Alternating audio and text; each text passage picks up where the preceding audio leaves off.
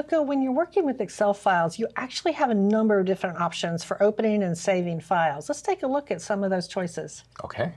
We're going to start by opening a comma separated values file. So let's just go ahead and go to our open window, and then we'll go to browse. We're here in our folder, and we have a number of files, but all of these are Excel files. If you look in the type list, you'll notice that they all say Microsoft Excel. So the one that we want, regions, is not listed. In the lower right-hand corner, I want you to go to where it says All Excel Files, and that is only going to show you the ones that have the XLSX or the XLS extension. Let's go ahead and choose All Files.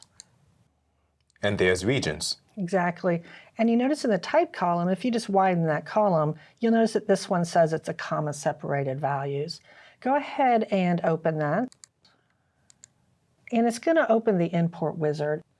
You might have a comma separated values file that's been exported from another program, another database, and it just makes it easier to open across all platforms. So this wizard, we just have to help Excel interpret and import the data. So the first choice is delimited versus fixed width. This one is going to be delimited. And I assume it's delimited with the commas being the separator. Exactly. So we'll just go to the next step. I'll uncheck tab and select comma. And you'll notice that as soon as you do that, in the lower section, in the preview section, Excel's got it figured out. It's divided into columns. We're done. You can just click Finish. And there's our data. Now, what is this yellow message up here?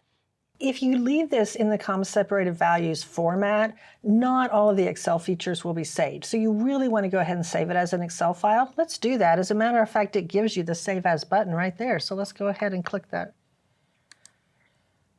You'll notice that where it says Save As Type, it's still CSV. Let's just click there. We'll change it to Excel Workbook, and now we'll go ahead and save it. Now it's saved as an Excel file, and you have all the features available. Good.